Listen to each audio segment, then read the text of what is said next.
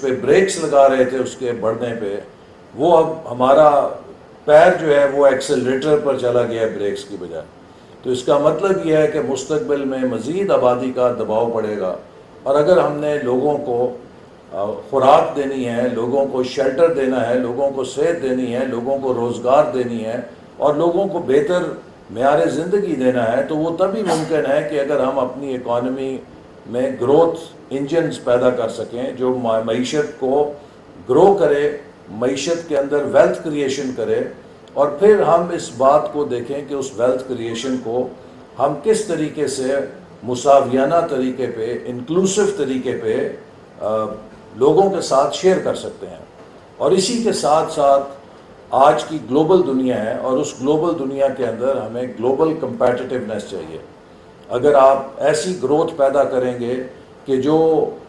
دنیا کے ساتھ مسابقت میں زیادہ دیر نہیں چلے گی، تو وہ آپ کا گروتھ انجن پھر شٹ آف ہو جائے گا، اور کسی اور ملک کی مصنوعات آپ کے ملک کے اندر آئیں گی، اور آپ کی جو منڈیاں ہیں عالمی مارکیٹس میں وہ آپ سے چھن جائیں گی.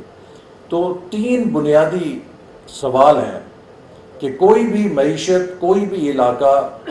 کس طرح ویلتھ کریشن کر سکتا ہے. وہ علاقہ اور وہ معیشت اس ویلتھ کریشن کو جو وہ پیدا کرتی ہے، جنریٹ کرتی ہے، اس کی quality of distribution and sharing کیا ہے. کیا وہ انکلوسیو ہے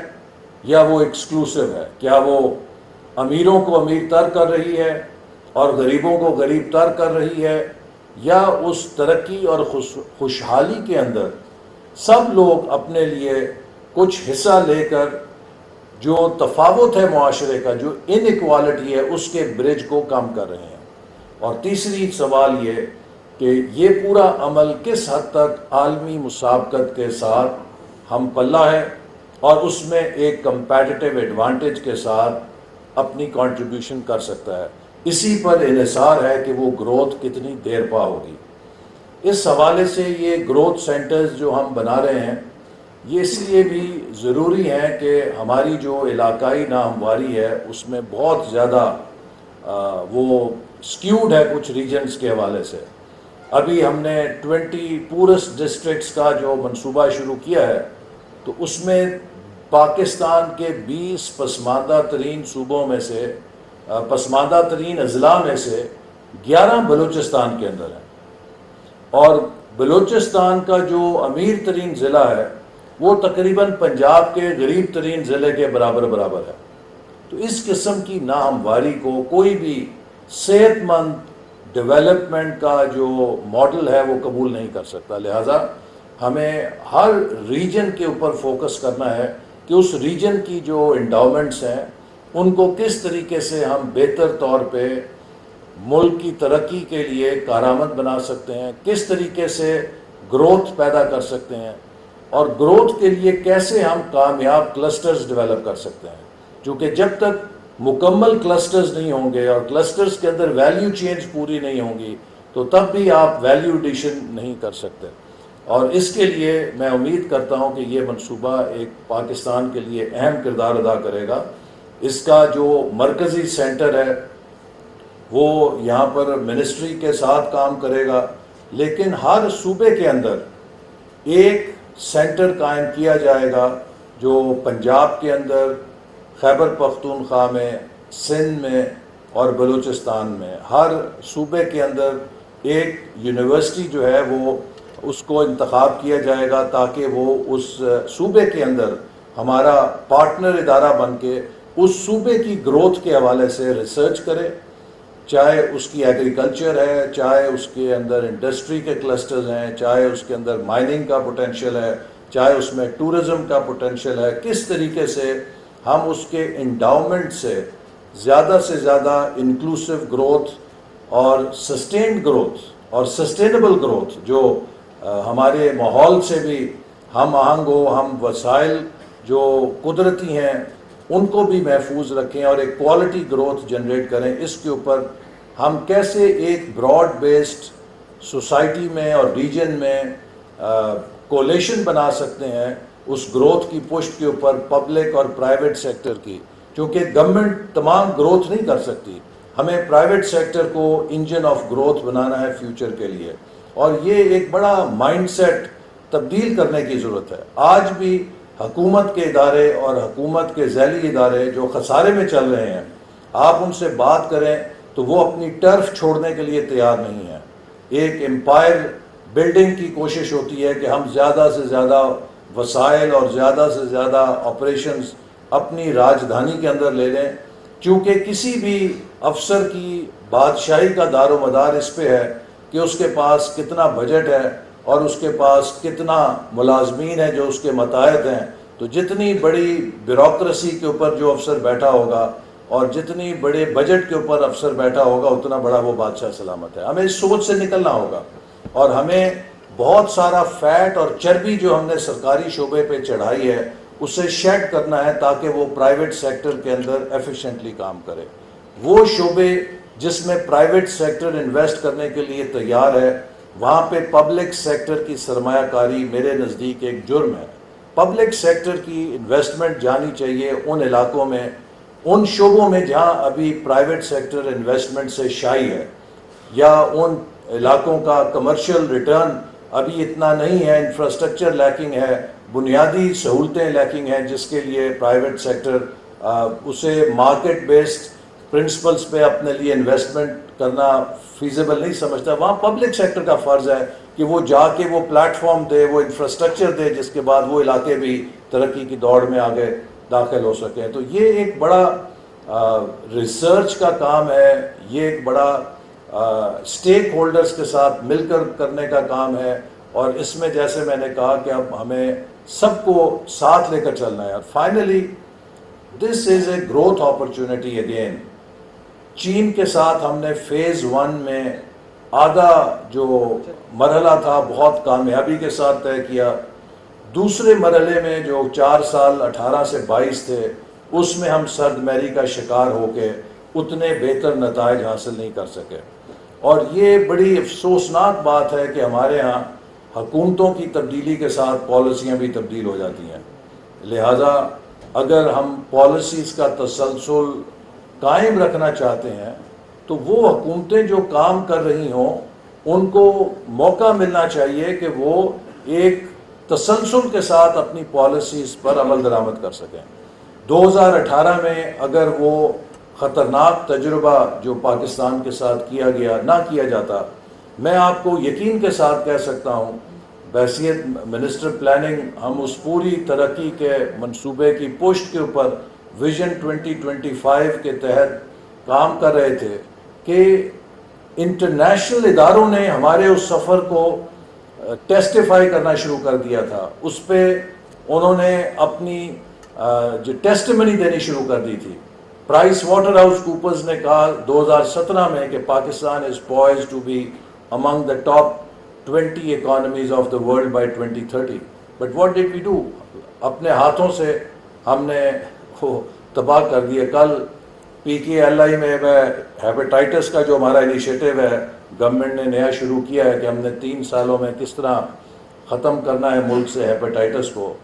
تو انہیں میں مثال دے رہا تھا کہ اگر ایک مریض آپ کے اسپیشلائزڈ کیئر میں موجود ہو اور وہ زندگی موت کے حالت میں ہو، اور آپ اس کے اوپر 4-3 سال لگا کے اسے روبہ صحت کریں، اس کے جو انڈیکیٹرز ہیں وہ ٹھیک ہو رہے ہوں، تو اسی دوران جب وہ آدھا علاج ہو جائے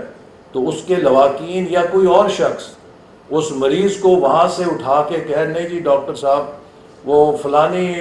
BHU کے اندر یا فلانے اسپتال کے اندر ایک بڑا ہینڈسم ڈاکٹر ہے، میں نے اسی سے علاج کرانا ہے۔ اسے پوچھیں جی آپ نے اس ڈاکٹر صاحب نے کبھی لیور کے مریض کو ڈیل کیا؟ نہیں جی ڈیل تو نہیں کیا، لیکن ڈاکٹر بڑا ہینڈسم ہے، میں نے اسی کے پاس جانا۔ تو آپ کو پھر پتہ لگے گا کہ وہ جو خوبصورتی ہے ڈاکٹر کی وہ مریض کو کتنی مہنگی پڑے گی جب مریض کو جان کے لالے پڑ جائیں گے۔ تو یہ ملک اور ترقی جو ہے یہ کوئی رومانوی افسانہ نہیں ہوتا کہ جس کے اوپر انسان اپنے کسی تخیلاتی رومانس کو حاوی کر کے تو ملک کی ترقی کے جو فیصلے ہیں ان کے ساتھ ذہنی عیاشی میں اسے کہوں گا کہ اس کو کھیلے۔ Development is a very competitive process, اور یہ فزیکل ورلڈ کا پروسیس ہے۔ اس پہ فزیکل لاز لاگو ہوتے ہیں. جو سوشل سائنس، جو سوشل میڈیا ہے، سائبر سپیس ہے، that is a space of augmented reality and metaverse. آپ اگر سوشل میڈیا کے پیچھے چلیں گے تو وہ سوشل میڈیا آپ کو ایک میٹاورس میں لے جائے گا. نیشنل گروتھ سینٹر کی افتتاحی تقریب آپ ملاحظہ کر رہے تھے، جس سے وفاقی وزیر منصوبہ بندی اور ترقی احسن اقبال تقریب سے خطاب کر رہے تھے. انہوں نے کہا کہ ہمیں ملک کی شرح نمو کو 8% پر لے کر جانا ہے. نیوز اسٹوڈیو سے فی الوقت اتنا ہی.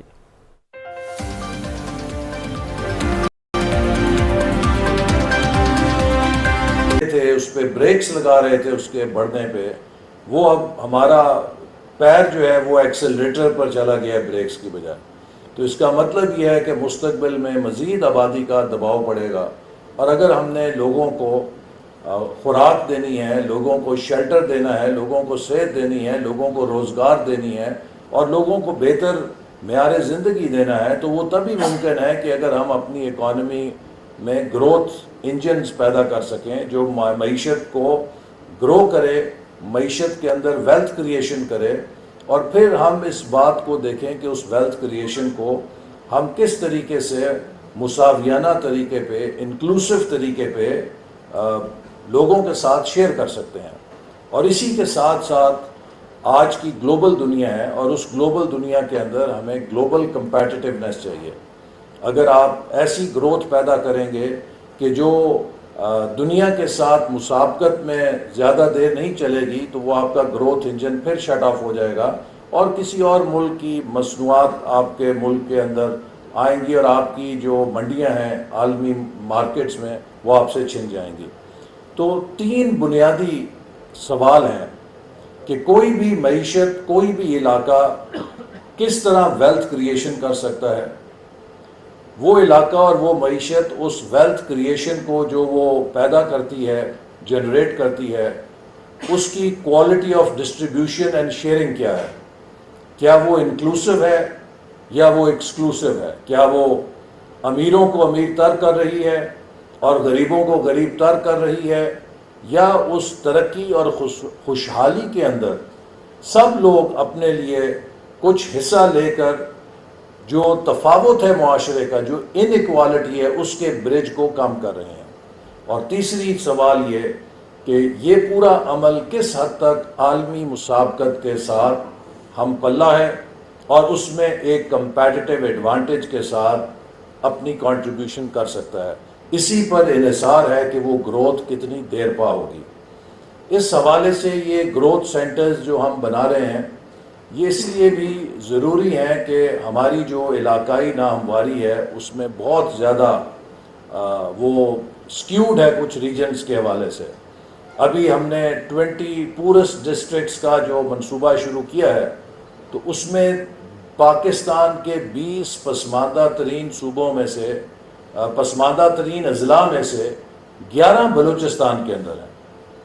اور بلوچستان کا جو امیر ترین ضلع ہے وہ تقریباً پنجاب کے غریب ترین ضلع کے برابر ہے. تو اس قسم کی ناہمواری کو کوئی بھی صحت مند ڈیولپمنٹ کا جو ماڈل ہے وہ قبول نہیں کر سکتا. لہٰذا ہمیں ہر ریجن کے اوپر فوکس کرنا ہے کہ اس ریجن کی جو انڈاؤمنٹس ہیں ان کو کس طریقے سے ہم بہتر طور پہ ملک کی ترقی کے لیے کارآمد بنا سکتے ہیں، کس طریقے سے گروتھ پیدا کر سکتے ہیں،